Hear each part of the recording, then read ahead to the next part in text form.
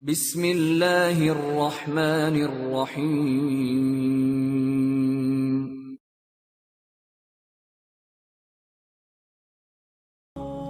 جمال الوجود بذكر الإله وتصفو الحياة بنور هداه جمال الوجود بذكر الإله وتصفو الحياة بنور هداه وتطلب نفس له طاعة ويبلغ سعد إلى منتهى.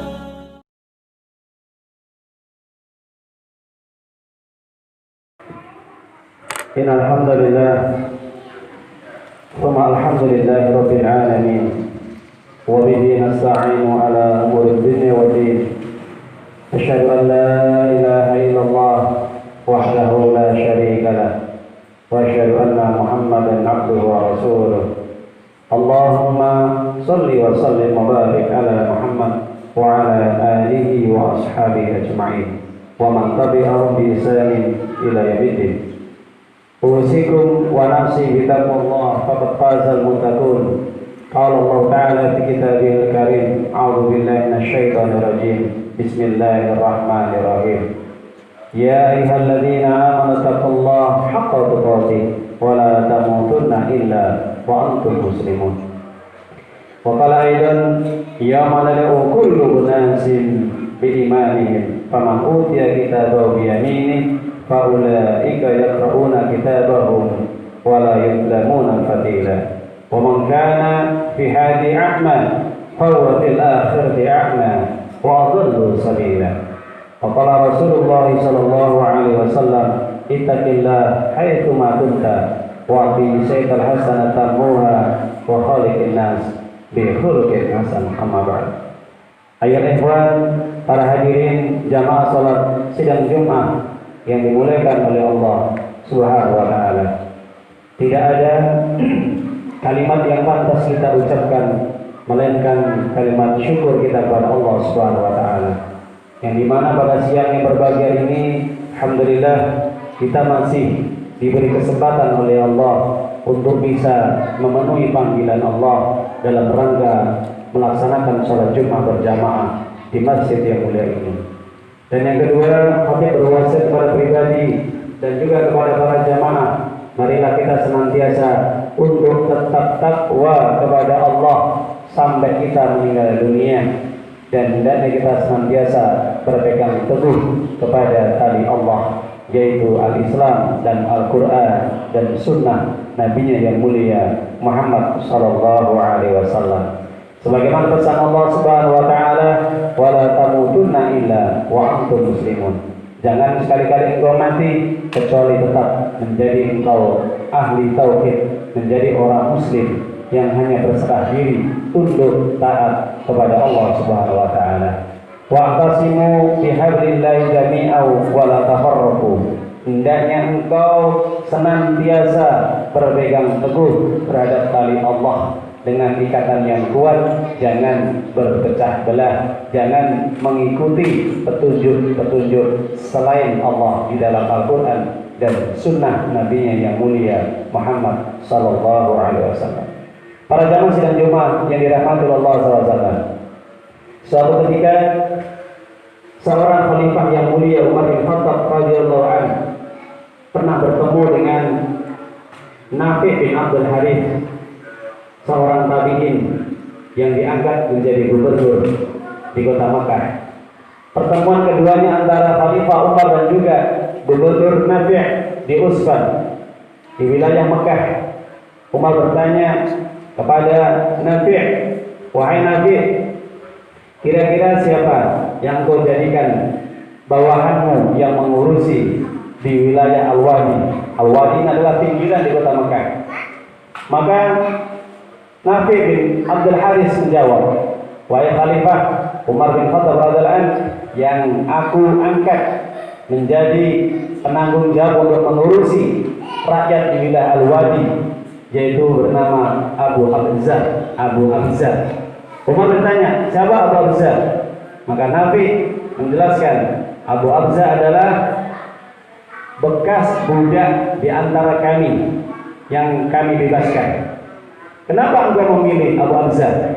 Maka Nabi menjelaskan bahwa Abu Abza adalah satu-satunya di tengah masyarakat mereka orang yang betul-betul ahli Quran, orang yang betul-betul paham fakih terhadap Al-Quran dan paham terhadap syariat yang lain di dalam Islam, dan apalagi dia bidang ahli dalam faraid atau warisan. Maka saat itu Umar bin Khattab, saya tidak salah memilih engkau menjadi gubernurku, sehingga aku memilih juga bawahanmu, orang-orang yang dipilih oleh Allah Subhanahu wa ta'ala. Maka saat itu Umar bin Khattab langsung menjelaskan, sami'tu Rasulullah sallallahu alaihi wasallam. Wahai Nabi, saya pun pernah mendengar apa yang telah disabdakan oleh Nabi Muhammad sallallahu alaihi wasallam tentang orang yang dimuliakan oleh Allah dengan Al-Quran dan orang yang dihinakan, direndahkan juga dengan Al-Quran. Sebagaimana Nabi bersabda, innallaha yarfa'u bi hadzal kitab aqwamun wa yad'u bi akharin. Terkait dengan hadis ini, maka Umar bin Khattab betul-betul berpegang jangan sampai beliau mengangkat bawahannya untuk mengurusi umat orang-orang yang jauh dari petunjuk Allah, jauh dari syariat Allah, jauh dari tuntunan agama Islam. Para jamaah sidang Jumat yang dirahmati Allah Azza wa Jalla. Maka kalau kita kembali kepada apa yang telah dijelaskan oleh Umar bin Khattab, bahwa beliau adalah seorang pemimpin yang diangkat oleh rakyatnya menjadi khalifah bagi seluruh kaum muslimin, dan beliau berpegang teguh terhadap Al-Quran dan menjalankan semua kandungan yang ada di dalam Al-Quran tanpa ada sedikit pun pertentangan dan menyisihinya. Oleh sebab itu, kenapa Umar bin Khattab betul-betul memilih bawahannya orang-orang yang paham tentang agama, paham tentang Al-Quran, paham tentang sunnah, paham tentang syariat? Karena Umar takut nanti pada hari kiamat dia akan dituntut oleh Allah Subhanahu wa ta'ala. Karena Nabi Muhammad Rasulullah SAW bersabda dalam hadis Imam Bukhari dan juga Imam Muslim dari Abu Hurairah radhiyallahu anhu, kullukum ra'in wa kullukum mas'ulun an ra'iyatihi. Setiap kalian adalah pemimpin dan kalian akan dipimpin dan kalian akan diminta pertanggungjawaban atas apa yang kalian pimpin. Seorang pemimpin di tengah masyarakat, baik itu presiden, menteri, gubernur, bupati, sampai bawah, dia akan dituntut dan diminta pertanggungjawaban di hadapan Allah atas apa yang telah dia pimpin dari rakyatnya. Apakah rakyatnya taat kepada Allah atau maksiat? Apakah rakyatnya betul-betul mau kembali kepada Al-Quran, menegakkan Al-Quran, menjalankan Al-Quran, atau sebaliknya rakyatnya malah sebaliknya menyelisih dan menentang Al-Quran dan syariat Islam? Begitu juga seorang pemimpin dalam keluarganya, suami, dia akan dituntut oleh Allah. Kata Nabi SAW, dia akan diminta pertanggungjawaban atas apa yang dia pimpin dari istri dan anak-anaknya yang diamanai oleh Allah. Apakah istrinya dan anak-anaknya itu betul-betul diarahkan kepada agama Allah, diarahkan untuk mengenal syariat Islam, mengenal Al-Quran, atau mengenal tentang hadis-hadis atau sunnah-sunnah Nabi? Semua akan dituntut bagi pemimpin di kaumnya, rakyatnya, ataupun suami yang memimpin bagi istri dan anak-anaknya. Apakah istrinya dan anaknya mau menegakkan agama Allah, mengikuti kitabullah Al-Quran dan sunnah Rasulnya yang mulia? Oleh sebab itu Umar bin Khattab takut sekali. Kenapa takut? Karena dia takut nanti pada hari kiamat ketika ayat Allah itu berbicara tentang dirinya, sebagaimana hal ini disinggung oleh Allah di dalam Al-Quran. Surat Al-Isra, surat yang ke-17, ayat yang di dalam surat Al-A'raf, ayat yang ke-71-72, surat yang ke-7. Allah SWT berfirman di dalam ayat tersebut, yauma nad'u kulla unasin bi imamihim. Nanti pada hari kiamat akan kami panggil, kata Allah. Siapa? Setiap umat dan imam-imam mereka. Setiap umat, kaum dan imam-imam mereka. Mereka akan dipanggil oleh Allah. Maka kata Allah, "Faman utiya kitabahu biyaminihi," orang yang mendapatkan kitab di sebelah kanan, tangan kanannya, maka dia akan menjadi orang yang beruntung dan sukses dalam hidupnya di akhirat kelak nanti. Ulaika yaqra'una kitabahum wa yaqlamuna fatila. Dan dia akan dibacakan kitab amalan-amalan semasa hidupnya yang dia kerjakan di hadapan mereka satu persatu. Dibacakan, ini amal kamu seperti ini perbuatan kamu seperti ini. Itu akan dibacakan di hadapan mereka. Bagi mereka yang mendapatkan kitab sebelah tangan kanannya, mereka akan gembira dan senang. Wa makana fi hadi a'ma, sebaliknya siapapun orang yang semasa hidupnya dia a'ma, apa a'ma? Buta. Jauh dari bimbingan Al-Qur'an. Jauh dari tuntunan syariat. Tidak mau belajar, tidak mau ngaji, tidak mau sholat, tidak mau berkumpul dengan orang-orang yang berilmu dan orang-orang yang soleh. Dia berpaling dari petunjuk Al-Quran dan menyelisih sunnah Rasulnya, dan tidak ada sedikit pun keinginan untuk memahami dan mempelajari Islam. Maka orang yang seperti ini, kata Allah, "Fahuwa fil akhirah a'ma wa adallu sabila." Buta, lebih buta, kata Allah, lebih buta lagi, bahkan tersesat dari jalan yang benar. Alhamdulillah. Para jamaah sidang Jumat yang dimulaikan oleh Allah, ini informasi Allah dari langit kepada kita semuanya. Mumpung kita masih hidup, jangan sampai kita menjadi manusia yang disinggung oleh Allah menjadi orang yang paling buta. Kalau kita dikatakan oleh Allah buta, apa maksud buta? Buta hatinya, bukan buta kedua matanya. Makanya Allah mengatakan di dalam surat Al-Hajj, "Inna la ta'mal absar." Jadi yang buta itu bukan penglihatannya, tapi walakin ta'mal al-qulub allati fis sudur.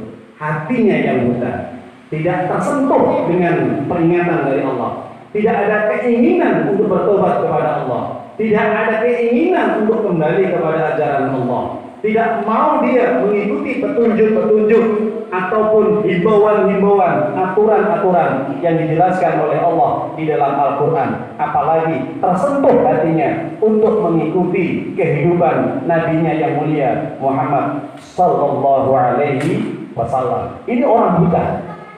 Orang buta, ya, hatinya ini sudah tidak mempan dengan peringatan, tidak mempan dengan hidayah, kebal dari peringatan apapun, diancam dengan neraka, diperingatkan dengan siksa yang berat. Ini sudah tidak mempan, kebal. Makanya ini hati yang tertutup, hati yang dikunci oleh Allah, yang dinamakan menurut para ulama hati yang mati. Apa? Qalbun mayyit. Naudzubillah. Jangan sampai kita menjadi orang nanti di hadapan Allah memiliki hati yang mati. Umar bin Khattab takut nanti ketika dia jadi pemimpin, menjadi kepala negara, dia harus mengatur rakyatnya. Ketika nanti rakyatnya yang dipimpin atau masyarakat yang dipimpin ini mengadu kepada Allah, "Ya Allah, Umar bin Khattab tidak pernah memerintahkan aku sholat. Ya Allah, Umar bin Khattab tidak pernah dia ini melarang aku berbuat minum khamr, berzina, ataupun LGBT, ataupun maksiat-maksiat, apalagi kesyirikan-kesyirikan, bid'ah-bid'ah yang lain." Jadi nanti takut Umar bin Khattab di hadapan Allah, di pengadilan Allah, di padang mahsyar nanti. Dia takut kalau ada rakyatnya satu saja menuntut di hadapan Allah, tiba-tiba Umar bin Khattab tidak menjalankan amanah Allah. Bagaimana dengan kita?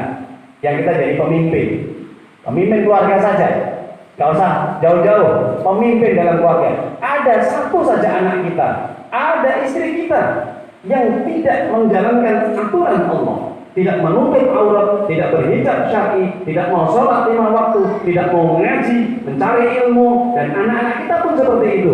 Maka nanti pada hari kiamat kita akan bertanggung jawab di hadapan Allah, lebih besar, akan menanggung dosa yang kita pimpin. Begitu kata Allah dan Nabi Muhammad SAW. Oleh sebab itu para jamaah, meskipun ayat ini ya, menjadi peringatan yang keras kepada Umar bin Khattab. Dia merasa bahwa ini peringatan bagi dirinya, maka ini juga secara umum peringatan bagi kita semuanya. Jangan dianggap ini, wah itu nanti untuk Umar bin Khattab, bukan untuk kita. Bukan.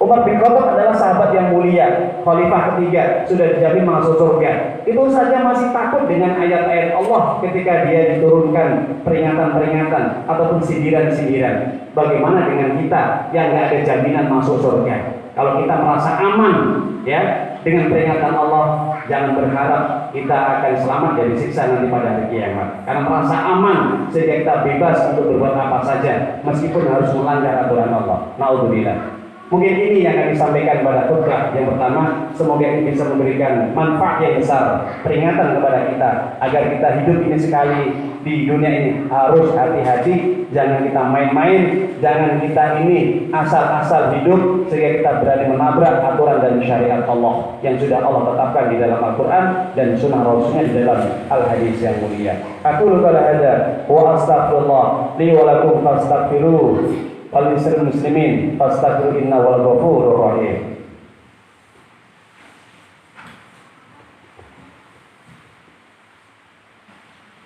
Innal hamdalillah walhamdulillahi rabbil alamin. Nahmadu wa nasta'inu wa nastaghfiruh wa na'udzu billahi min syururi anfusina wa min sayyiati a'malina. May yahdihillahu fala mudilla lahu wa may yudlil fala hadiya lahu. Asyhadu an la ilaha illallah wahdahu la syarika lahu. Asyhadu anna Muhammadan abduhu wa rasuluh la nabiyya ba'da. Para jamaah sidang Jumat yang dirahmati Allah, khutbah yang kedua ini sekali lagi khatib berwasiat, berpesan kepada pribadi yang paling penting, pribadi khususnya, dan kepada para jamaah. Jadikanlah hidup kita ini di dunia ini bermanfaat untuk diri kita dan juga orang lain. Jadikanlah hidup kita ini senantiasa di jalan Allah. Jadikanlah hidup kita ini senantiasa mendapat ridha Allah, mendapat sanjungan Allah, mendapat pujian Allah, para malaikat dan seluruh manusia di alam semesta ini. Jangan sampai kita hidup di dunia ini menjadikan murkanya Allah, mendatangkan azab Allah dan kebencian bagi para seluruh makhluk yang ada di muka bumi ini. Maka caranya bagaimana? Hendaknya kita senantiasa hidup mengikuti tuntunan yang diwahyukan oleh Allah di dalam Al-Quran dan berusaha untuk mengikuti, meneladani sunnah-sunnah Nabi yang mulia Muhammad SAW. Itulah kunci hidup kita. Mudah-mudahan bermanfaat. Pada akhirnya, marilah kita memohon kepada Allah agar senantiasa Allah mencurahkan kepada kita taufik, hidayah, rahmat dan juga ilmu yang bermanfaat pada kita semuanya. A'udzubillahi minasyaitonirrajim. Bismillahirrahmanirrahim.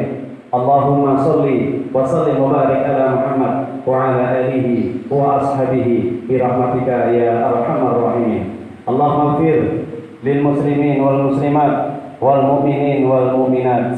Rabbana zalamna anfusana wa illam taghfir lana wa tarhamna lanakunanna minal khasirin. Rabbana hab lana min azwajina wa dhurriyyatina qurrata a'yun waj'alna lil muttaqina imama. Rabbi ij'al muqimas shalah wa min dhurriyyati Rabbana wa taqabbal minad du'a. Rabbana faghfir lana dhunubana wa kaffir 'anna sayyi'atina wa tawaffana ma'al abrar. Allahumma inna nas'aluka al-huda wat-tuqa wal-'afafa wal-ghina. Allahumma inna nas'aluka 'ilman nafi'an wa rizqan thayyiban wa 'amalan mutakabbalan. Ya muqallibal qulub tsabbit qalbi 'ala dinik. Ya musarrifal qulub sarrif qulubana 'ala ta'atik. Allahumma aril haqqa haqqan warzuqna ittiba'a wa aril batila batilan warzuqna ijtinaba. Rabbana atina fid dunya hasanah wa fil akhirati hasanah wa qina adzabannar. Walhamdulillahi rabbil alamin. Aqimis shalah.